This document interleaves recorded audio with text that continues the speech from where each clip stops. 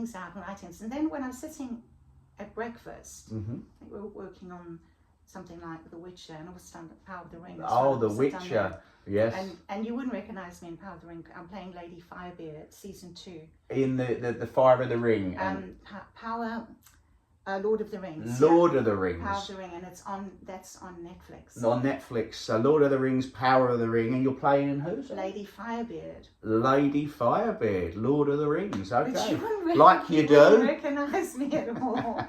And so while you're working on these things and you're in your costume, the lady at breakfast said, "Please, can you help me?" And you're running lines and learning lines for something else. Yeah.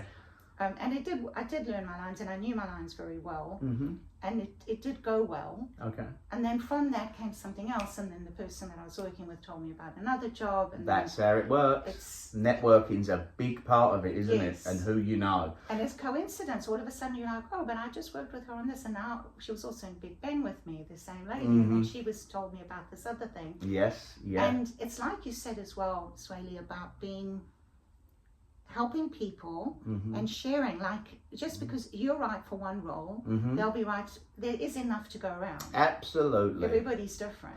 Everybody's different, and there are roles for everybody. People that are new to the industry that I've met that are still studying at RADA and LAMDA, and a lot of them make this mistake of going and get their headshots and trying to do like modelling poses.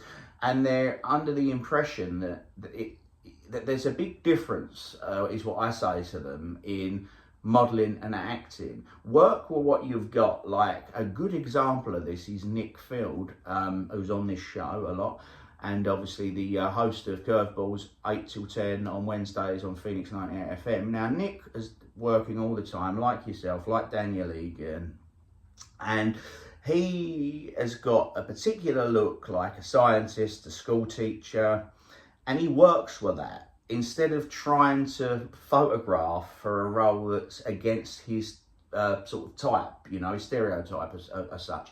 And a lot of these new actors that come along, they really, it's like, oh, they're pouting in the pictures, and then they're not getting picked for any auditions. And I was talking to a guy recently, he said, oh, I've 3 years now on Spotlight, and I'm paying each year, and I've not had one casting. And I said, oh, right, okay. And he said, have you got any advice? And I said, right, let's see some of your headshots. And he was like, he'd be a perfect sort of professor or a school teacher, again similar looking to Nick, and he was trying to play like a James Bond type on the